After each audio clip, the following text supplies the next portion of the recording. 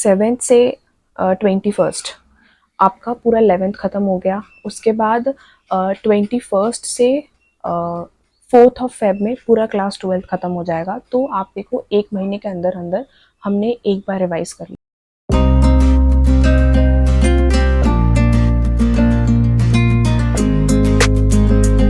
Hello everyone, welcome back to my channel. This is Komal, and in today's video I am going to speak about the revision plan what I followed during January. I will be telling you about each subject of class 11th. Similarly, you will understand of class 12th too. Okay, so first I'm talking about bio.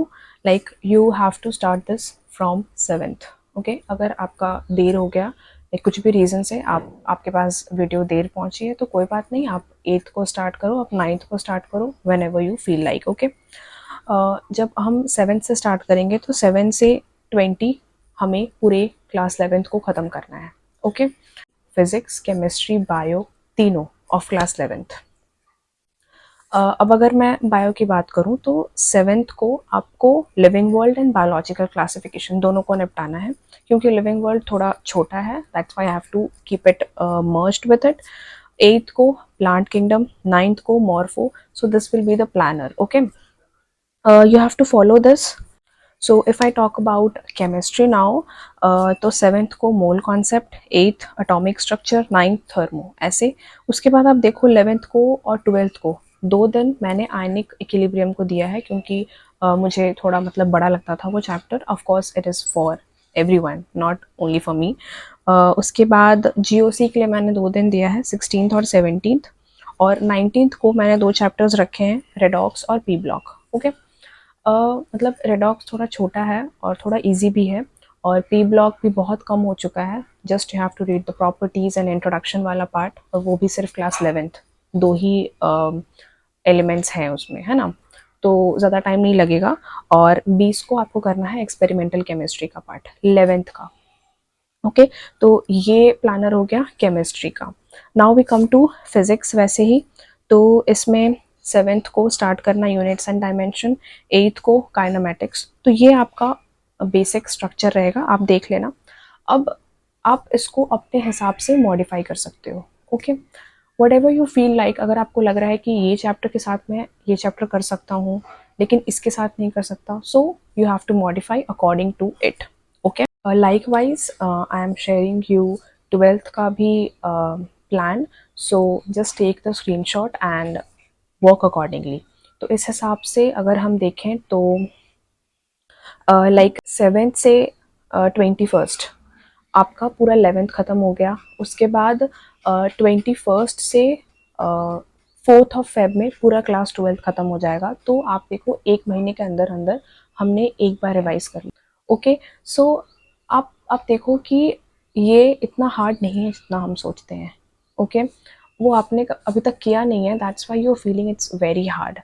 Now before doing this you have to keep some things in your mind. The first and foremost thing is you have to tell yourself that you are not going to complete the 100% of syllabus. अभी जो भी मैंने बात किया कि 21 तक 11th ख़त्म हो जाएगा, 4 तक फेब ख़त्म हो जाएगा, this is only what we say like 50 to 60% of it, that's it.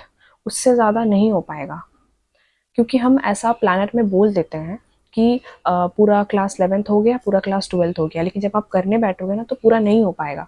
But it is completely natural. Okay, it is natural, don't blame your self कि सिर्फ आपसे नहीं हुआ है। ये मुझसे भी नहीं हुआ था पहली बार में, ये औरों से भी नहीं हुआ था पहली बार में, तो ये पहली बार है, इसलिए हम इसमें टारगेट रखेंगे कि कम से कम 50 या 60% हो जाए। 60 नहीं भी हो रहा है तो 50 तो यार हो ही जाएगा, पक्का हो जाएगा।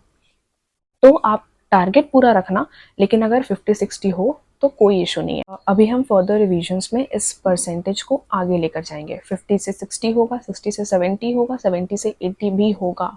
So don't worry, this is the first revision. तो अगर आपका पूरा ना भी हो तो आप 21 को 11th का टेस्ट दे देना। तो आपको करना क्या है रिवीजन में, वो मैंने लास्ट वीडियो में आपको बता दिया है। जो मैंने बोला था वही करना है, बस उतना करना है। फिजिक्स में शॉर्ट नोट्स करना है, मार्क्ड PYQs करना है, बस। Second thing I want to share that जो भी चैप्टर आप उठाओगे ओके, उससे आपको पूरा कंप्लीट करना है। ऐसा नहीं करना है कि आज डेट था काइनेमैटिक्स का, तो मैंने काइनेमैटिक्स उठाया, अब कल डेट है लॉज ऑफ मोशन का, लेकिन ये काइनेमैटिक्स अब तक मेरा हुआ नहीं है और मैं लॉज ऑफ मोशन पे आ चुकी हूँ। ऐसा मत करना। अभी ये फर्स्ट रिवीजन है, आपको टाइम लगेगा। सो इट्स ओके अगर वो 2 दिन भी खिंचता है तो, लेकिन आप इसे रेगुलर मत बना लेना कि ठीक है एक चैप्टर को मैं 2 दिन में करूँगा। नहीं, एक चैप्टर के लिए एक ही दिन है आपके पास। बट अगर ना हो तो आप उसे एक्सटेंड कर लो। Don't do superficially. ओके, अभी टाइम है, अभी आपको डीप में करना है। Deep in the sense what? Just the PYQs and the notes complete 100%। कोई भी चैप्टर अगर आप उठा रहे हो तो, अगर लास्ट के 3-4 चैप्टर्स नहीं भी होते हैं तो 5-6 भी नहीं होते ना तो रहने दो, कोई बात नहीं, नेक्स्ट रिवीजन में उसे हम कवर करेंगे। लेकिन अभी जो हम कवर कर रहे हैं आगे से, वो 100% कवर होना चाहिए हमारे साइड से। Okay, so about time management, I want to say that if till now you are completing your syllabus, then you have to manage it with revision. Okay, like divide your time 5 hours to revision and 5 hours to syllabus completion. So according to that, if you're doing तब bio आप 1 घंटे दे सकते हो revision में, physics में 2 घंटा और chemistry में भी 2 घंटा, और जो बचा 5 घंटा वो आप सिलेबस कंप्लीशन में दे देना। Okay, and for someone who are saying that मुझसे नहीं हो पाएगा ये रिवीजन वाला जनवरी में, क्योंकि अभी हम बहुत लाइक मेजर चंक कवर कर रहे हैं सिलेबस का। If you are saying this, then no problem, I will give you one more planner like this in February, जो जनवरी में फॉलो नहीं कर पाए। सेम प्लानर फेब्रवरी में आपको फॉलो करना है। सेम प्लानर 11th और 12th दोनों को 1 महीने में आपको निपटाना है। आपके पास फेब्रवरी है अभी, लेकिन जो चाह रहे हैं वो मतलब जो जनवरी से ही चाह रहे हैं रिवीजन का, वो बहुत अच्छा टाइम है अभी, तो आप बिल्कुल आप इसे फॉलो कर सकते हो।